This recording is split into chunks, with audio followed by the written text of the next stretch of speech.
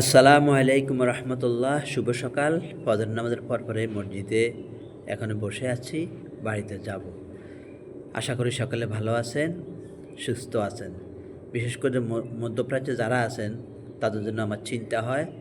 আল্লাহ তাআলা আপনাদেরকে সহি সালামতে রাখুক, ভালো রাখুক, সুস্থ রাখুক, সাবধানে থাকবেন, সেফে থাকবেন এবং আল্লাহ তাআলা যেন আপনাদের মতো যোদ্ধা, আপনারা যেন রেমিটেন্স যোদ্ধা, আল্লাহ তাআলা যেন আপনাদেরকে রক্ষা করে, এই দোয়া করি।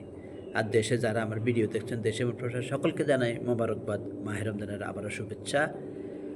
আপনারা যারা এলাকাতে আছেন বা দেশে এবং প্রবাসে যারা আছেন, ইমাম মর্যাদার খোঁজখবর নিচ্ছেন তো? অবশ্যই নেবেন ভাই। মসজিদের উন্নয়ন এখন দরকার নেই, আমি মসজিদের উন্নয়নের বিরোধী। তবে হ্যাঁ, টুকিটাকি কিছু কাজ দরকার, সেটা আলাদা কথা। তবে এখন মসজিদ এখন স্বয়ংসম্পূর্ণ। বাংলাদেশের আনাচে কানাচে, বাংলাদেশের আনাচে কানাচে প্রত্যেকটি মসজিদ এখন স্বয়ংসম্পূর্ণ। মসজিদে এখন কোনো সহযোগিতার দরকার নেই। দয়া করে আপনারা ইমাম মসজিদের দিকে অবশ্যই তাকাবেন, ইমাম মসজিদের দিকে চাইবেন। আর আমার মাধ্যমে যদি কোনো সহযোগিতা করতে চান তাহলে ইনশাআল্লাহ অবশ্যই আপনাদের সুস্থভাবে, সুন্দরভাবে বিতরণ করা হবে, সহযোগিতা করা হবে। বিশেষ করে যে মসজিদ দেউলিয়া, যে মসজিদে অর্থ সংকটে ভুগতেছে, ওই মসজিদে আপনারা খেয়াল করবেন, ওই মসজিদের দিকে আপনারা খেয়াল করবেন, সহযোগিতা করবেন। এটা আপনাদের কাছে অনুরোধ।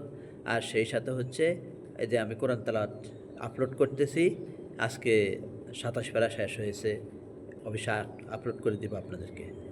তো আপনারা ইনশাআল্লাহ অবশ্যই কোরআন তেলাওয়াতগুলি প্রতিবন্ধী ভাই যারা আছে, দৃষ্টি প্রতিবন্ধী, এদেরকে দিবেন।